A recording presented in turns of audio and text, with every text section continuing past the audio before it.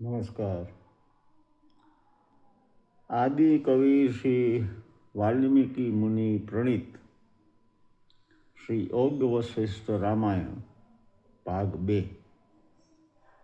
સસ્તું સાહિત્ય પ્રકાશને કેવી ઉમદા સેવા કરી છે. ભાગ 1 અને 2ની કિંમત માત્ર 750 રૂપિયા.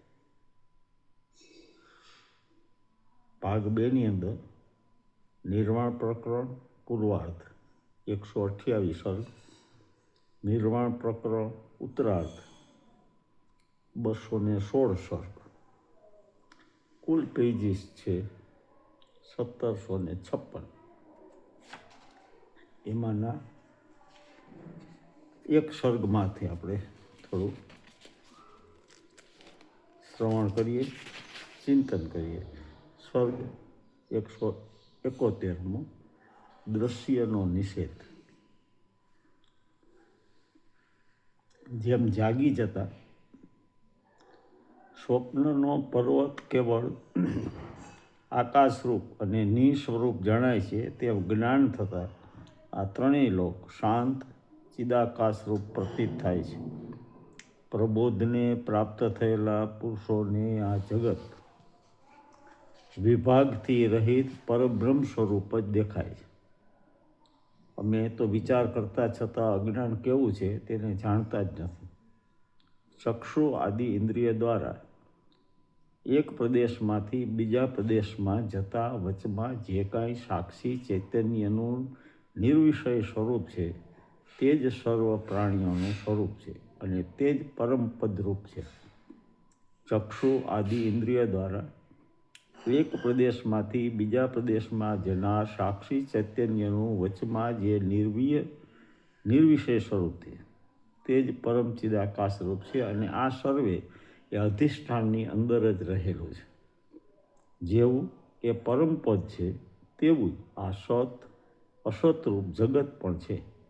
કેમ કે આ જગત પણ પંચમહાભૂત વિના બીજું કશું નથી.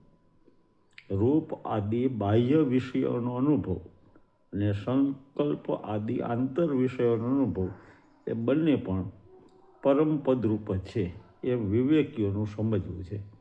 કેમ કે સર્વે પરબ્રહ્મરૂપ મહાસાગરના દ્રવપણાની પેઠે આર્વતોના પેઠે રહેલું છે. ઇન્દ્રિય દ્વારા એક પ્રદેશમાંથી બીજા પ્રદેશમાં પહોંચી જનાર સાક્ષી ચૈતન્યનું વચમાં જે કાંઈ નિર્વિષય સ્વરૂપ છે તેના વિના બીજું કાંઈ પણ જગતનું સ્વરૂપ નથી. રાગ દ્વેષ આદિ ભાવો અને ભાવ અભાવની કલ્પના એ સર્વે તે અધિષ્ઠાન ચૈતન્યના નિર્વિકલ્પ સ્વરૂપને અને પોતાની આરોપિત સત્તાને છોડતા નથી અને તેના અવયવ રૂપ જ થઈ રહ્યા છે. શાખા પાસે દેખાતા ચંદ્રનું દર્શન કરવામાં શાખા અને ચંદ્ર એ બંનેને છોડી દેતા વચમાં જે સાક્ષી ચૈતન્યનું નિર્વિષય સ્વરૂપ પ્રસિદ્ધ છે તે જ વસ્તુ માત્રનો વાસ્તવિક સ્વભાવ છે. જગતરૂપી ઝાંઝવાના જળનું ખરું અધિષ્ઠાન પણ તે જ છે. એક પ્રદેશમાંથી બીજા પ્રદેશમાં જનાર સાક્ષી ચૈતન્યનું વચન જે નિર્વિષય સ્વરૂપ છે તેનું જગત એવું બીજું નામ છે. વસ્તુતઃ જોતા એ તત્વ પોતાને સ્વરૂપને નહીં છોડતા જગતના નામને ધારણ કરે છે. પ્રથમ સૃષ્ટિના આરંભકાળથી માંડી આ દ્રશ્ય ઉત્પન્ન થયેલું નથી. બાકી જે કાંઈ અહીં દેખાય છે તે માયારૂપી એક ઇન્દ્રજાલિકનો એટલે કે ઇન્દ્રજાળ દેખાડનાર ખેલાડીનો એક આડંબર માત્ર છે. અહો, કષ્ટની વાત છે કે જે દ્રશ્ય સાવ બિલકુલ છે જ નહીં તે છે એવો ભ્રમ લોકોમાં સ્થિર થઈ રહ્યો છે. ખેદની વાત છે કે પરબ્રહ્મ સત્ય છે તે પણ નથી એવો ભ્રમ પણ લોકોમાં સ્થિર થઈ ગયેલો જણાય છે. હું કોઈ પણ ઠેકાણે બ્રહ્મભાવથી રહિત જગતને દેખાતો જ નથી. હું કોઈ પણ ઠેકાણે બ્રહ્મભાવથી રહિત જગતને દેખતો જ નથી. અવિવેકી પુરુષો અસત્યને દ્રશ્યને અસત્ય દ્રશ્યને સત્ય સમજે છે અને સત્ય કહે છે, પરંતુ તે બ્રહ્મને જ એવા રૂપે દેખે છે. આ દ્રશ્ય ઉત્પન્ન પણ થયું નથી અને આ કાંઈ કોઈ સ્થળે ભાસતું પણ નથી અને કાંઈ કોઈ સ્થળે ભાસતું પણ નથી. જે કાંઈ ભાસે છે તે ચિદાકાશનો પોતાનો જ એક વિલાસ છે. મણિ જેમ પોતાના અભિન્ન સત્તાવાળી પોતાની ક્રાંતિ વડે દીપી નીકળે છે, તેમ ચિદાકાશ પણ પોતાનાથી અભિન્ન સત્તાવાળી સૃષ્ટિ વડે વિવર્ત રૂપે પ્રકાશી રહ્યું છે.